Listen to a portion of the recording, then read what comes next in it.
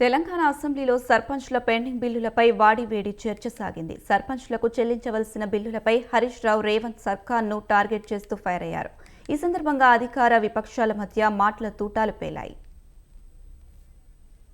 ఇవాళ ఈ ప్రభుత్వం వచ్చిన తర్వాత ఎస్ఎఫ్సి నిధులు విడుదల కావట్లేదు. ఈజీఎస్ నిధులు కేంద్ర ప్రభుత్వం ఇచ్చినా డైవర్ట్ చేసినారు. 15th ఫైనాన్స్ కమిషన్ డబ్బులు కేంద్ర ప్రభుత్వం ఇస్తే డైవర్ట్ చేసినారు. జీపీ జనరల్ ఫండ్ కూడా వాళ్ళ డబ్బులు వాళ్ళు ఖర్చు పెట్టుకోవడానికి కూడా ఫైనాన్స్ నుంచి క్లియరెన్స్ ఇయ్యక చెక్కులు పాసిగాక ఇవాళ సర్పంచులు ఆత్మహత్య చేసుకునేటువంటి పరిస్థితి వచ్చింది. అప్పులు చేసి బంగారం కుదబెట్టి పనిచేస్తే ఈ బిల్లులు ఇయ్యారు అధ్యక్ష.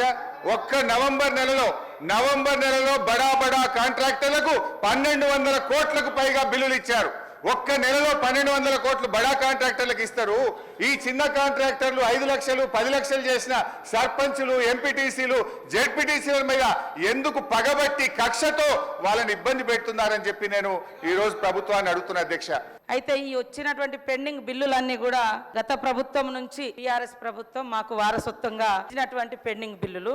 అయితే ఇవి లాస్ట్ ఏదో 1-2 ఇయర్స్ నుంచి కాదు సార్, 2014 నుంచి కూడా ఇట్లనే వస్తూ వచ్చింది. పెండింగ్ బిల్స్ నా దగ్గర ఉన్నాయి, కావాలంటే వాళ్ళకి ఆ స్టేట్మెంట్స్ కూడా ఇవ్వడం జరుగుతుంది అధ్యక్ష. అదే విధంగా అధ్యక్ష, వీరి హయాంలో ఇప్పుడు ఆర్థిక శాఖ మంత్రి గారు ఆ రోజు హరీష్ రావు గారే ఉన్నారు. వారు ఇంత బాధపడుతున్నారు. మీ చేతిలో ఉండి ఇట్లా ఒక సంతకం పెట్టించుంటే ఆ రోజు అన్ని క్లియర్ అయ్యేటి. మేము వచ్చినాక సర్పంచ్లో లేరు, సర్పంచ్ల బిల్లులు మా దగ్గర పెండింగ్ లేవు. అయినా కూడా సార్ మా ప్రభుత్వంలో మరి ఇప్పటి వరకు జీపీల కోసం 740 కోట్ల రూపాయలను ఇవ్వడం జరిగింది. ఉపాధి హామీ కింద కూడా గతంలో జరిగినటువంటి పనులలో 450 కోట్లు రిలీజ్ చేసినాం. ఇంకా కొంత పెండింగ్ ఉన్నది వాస్తవం.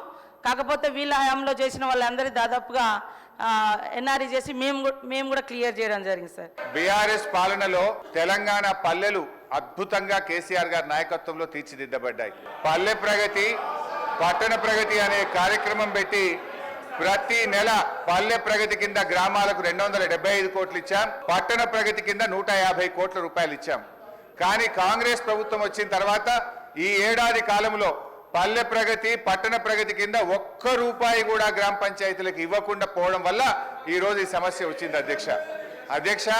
ఇది నేను చెప్తున్నది కాదు, కేంద్ర ప్రభుత్వం చెప్పింది. దేశంలో ఉత్తమ గ్రామ పంచాయతీల అవార్డులు ప్రకటిస్తే టాప్ 20 అవార్డ్స్ లో 19 అవార్డులు తెలంగాణ రాష్ట్రానికి వచ్చాయి. 20లో 19 తెలంగాణకు తెచ్చిన ఘనత కేసీఆర్ గారిది, బీఆర్ఎస్ ప్రభుత్వాన్ని.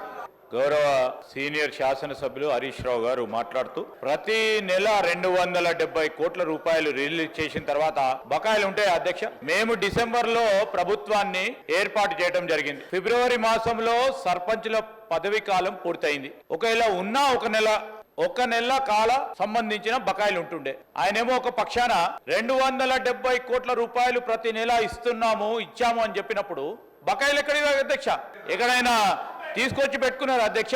ఈ రోజు వారి ప్రభుత్వ హయాంలో సర్పంచులు, ఉప సర్పంచులు ఆత్మహత్య చేసుకున్నారు. వారు సమాధానం చెప్పాలా.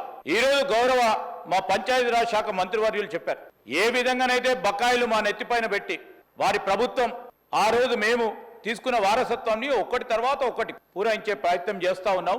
ఈ రోజు కూడా సర్పంచులకు గాని, ఎంపీటీసీలకు సంబంధించింది గాని, జెడ్పీటీసీలకు సంబంధించిన ఏవైతే బకాయిలు గత ప్రభుత్వాలు ఇవ్వకుండా పోయినాయో ఒకటి తర్వాత ఒకటి పూరించే కార్యక్రమం చేస్తా ఉన్న సందర్భాన్ని ఈ రోజు మరొక్కసారి మా గౌరవ సర్పంచులు, మాజీ సర్పంచులకి, ఇతర సభ్యులకు కూడా మేము మీ ద్వారా తెలియజేస్తా ఉన్నాం అధ్యక్ష.